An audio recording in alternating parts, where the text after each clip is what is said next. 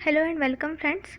आज हम इस वीडियो में छत्तीसगढ़ के भौतिक विभाग के बारे में अध्ययन करेंगे कि छत्तीसगढ़ प्रदेश को भौतिक बनावट के आधार पर कितने भागों में विभाजित किया गया है। मैं आपको बता दूं कि ये टॉपिक इम्पॉर्टेंट टॉपिक है और इस टॉपिक से हर एग्ज़ाम में क्वेश्चन पूछे ही जाते हैं, तो आप इस वीडियो को बहुत ध्यान से पूरा अंत तक देखेंगे।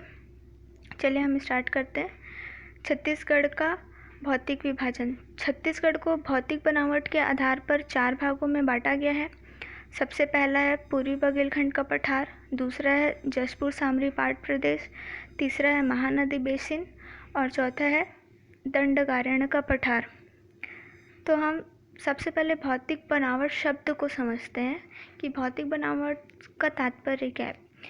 मतलब भौतिक बनावट से तात्पर्य यह है कि किसी भी प्रदेश की चट्टान की संरचना, वहाँ का उच्चावच का स्वरूप, मिट्टी, ढाल और अपवाह प्रतिरूप कैसा है। तो ये उच्चावच का स्वरूप और अपवाह प्रतिरूप, ये शब्द को पहले हम समझते हैं। उच्चावच स्वरूप का मतलब क्या है कि पर्टिकुलर किसी एरिया है, वो धरातल की ऊंचाई नीचाई कैसी है, मतलब कि वो पहाड़ी क्षेत्र है कि पठारी क्षेत्र है या मैदानी क्षेत्र है। ठीक।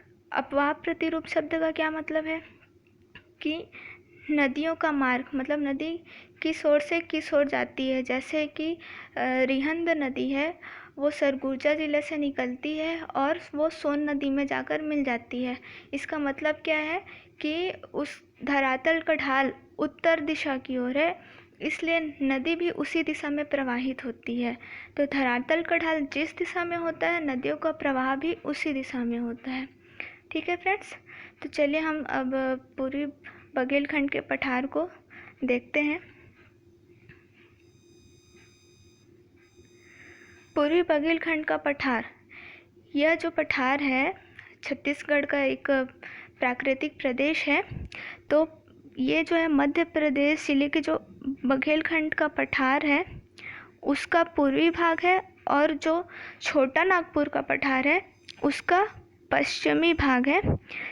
इनका दोनों का कुछ अंश शामिल है हमारे छत्तीसगढ़ प्रदेश का। ये प्राकृतिक प्रदेश है जो पूर्वी बघेलखंड का पठार, इसमें बघेलखंड पठार का पूर्वी भाग और छोटा नागपुर पठार का पश्चिमी भाग का कुछ अंश शामिल है।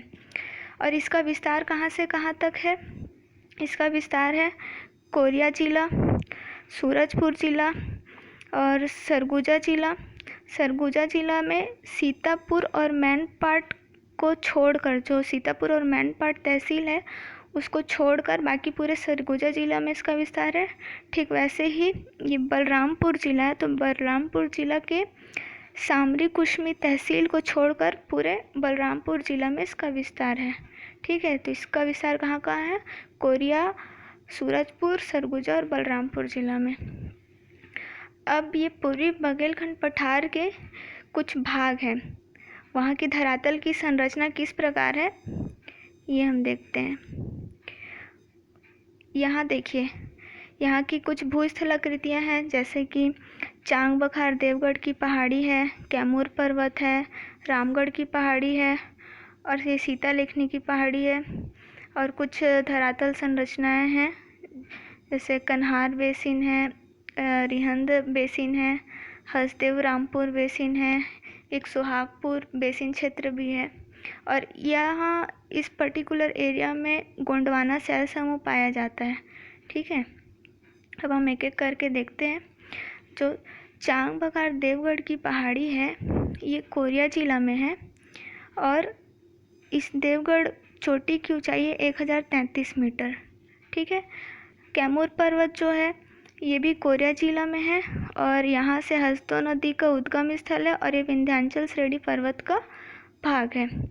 अब रामगढ़ की पहाड़ी है सरगुजा जिला में, और रामगढ़ की पहाड़ी में 3 गुफाएं हैं, सीता बेंगरा, जोगीमारा और लक्ष्मण बेंगरा ये, और ये सतपुड़ा पर्वत का भाग है। ठीक है, जो सीता बेंगरा है यहाँ विश्व की प्राचीनतम नाट्यशाला स्थित है। आप इसको ध्यान रखेंगे, सीता बेंगरा में विश्व की प्राचीनतम नाट्यशाला स्थित है। और जोगीमारा गुफा में मौर्य वंशी सम्राट अशोक के शिलालेख प्राप्त हुए हैं, और इसी गुफा में देवदासी नृत्यांगना और देवदत्त नामक नर्तक की प्रेम गाथा का वर्णन भी किया गया है। और ये जो रामगढ़ की पहाड़ी है, रामगढ़ की पहाड़ी पर महाकवि कालिदास ने मेघदूतम नामक पुस्तक की रचना भी की थी, तो आप इसका ध्यान रखेंगे। कुछ फैक्ट्स हैं ये रामगढ़ की पहाड़ी से रिलेटेड। अब है सीता लेखनी की पहाड़ी। सीता लेखनी की पहाड़ी सूरजपुर ज़िला में है, ठीक है। अब बात करते हैं कन्हार basin, Rihand basin, Hasdeo Rampur basin की। तो मैं सबसे पहले बता दूं कि बेसिन का मतलब क्या होता है। बेसिन मतलब कि जैसे कोई एक एरिया है, वहाँ पास किसी नदी या उसकी सहायक नदियों के द्वारा जो जल एकत्रित हो जाता है और वो बेसिन की आकृति बना लेता है, उसे ही नदी बेसिन कहा जाता है, ठीक है। जैसे कि मैं आपको दिखाती हूँ, मैंने नोट्स एक बनाया था अपना खुद का। तो ये फ्रेंड्स है, ये कन्हार बेसिन है, ये रिहंद बेसिन है, ये एक सुहागपुर बेसिन है, और देखिए ये चांग बखार देवगढ़ की पहाड़ी है, ठीक है। आप पहले इस नक्शे को देखिए, मैंने इसमें डिवाइड किया है। ये जो है पूर्वी बुंदेलखंड का पठार है, और ये एरिया जसपुर सामरी पाट प्रदेश है, और ये इतना एरिया छत्तीसगढ़ का मैदान है, मतलब महानदी बेसिन है, और ये एरिया जो है दंडकारण्य का पठार है फ्रेंड्स। और देखिए जैसे ये कन्हार नदी बेसिन जो है यहाँ पास बन रही है, लेकिन कन्हार नदी निकलती है ये बखोना चोटी बगीचा से, और ये यहाँ पास बेसिन बनाती है। मतलब कोई ऐसा भू जल ग्रहण क्षेत्र जहाँ तक का जल, मतलब यहाँ तक का जल किसी नदी से या उसकी सहायक नदियों से प्रवाहित होता है, तो वो और ये बेसिन की आकृति बना लेती है, तो उसे ही नदी बेसिन कहते हैं। तो ये कन्हार नदी के द्वारा यहाँ पर ये बेसिन बना हुआ है, इसलिए इसे कन्हार बेसिन बोलते हैं। और यहाँ रिहंद नदी के द्वारा बेसिन बना हुआ है, तो इसे रिहंद नदी बोलते हैं, ठीक है। सॉरी, रिहंद बेसिन बोलते हैं, ठीक है फ्रेंड्स। तो देखिए कन्हार बेसिन कहाँ है? सरगुजा जिला में, रामानुजगंज तहसील में है, ठीक है।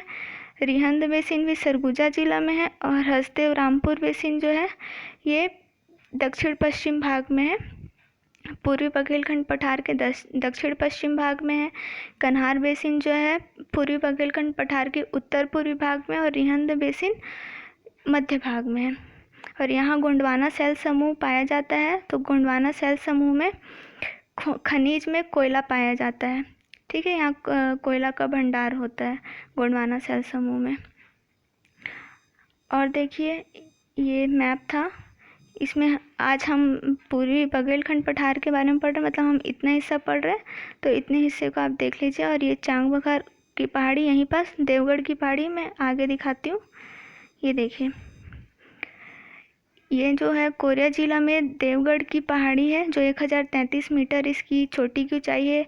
यहाँ कैमूर पर्वत है। ये सूरजपुर जिला में सीता लेखनी है, और ये सरगुजा जिला में रामगढ़ की पहाड़ी है, जहाँ सीता बेंगरा, जोगीमारा और लक्ष्मण बेंगरा ये तीनों गुफाएं इसी रामगढ़ की पहाड़ी में स्थित है।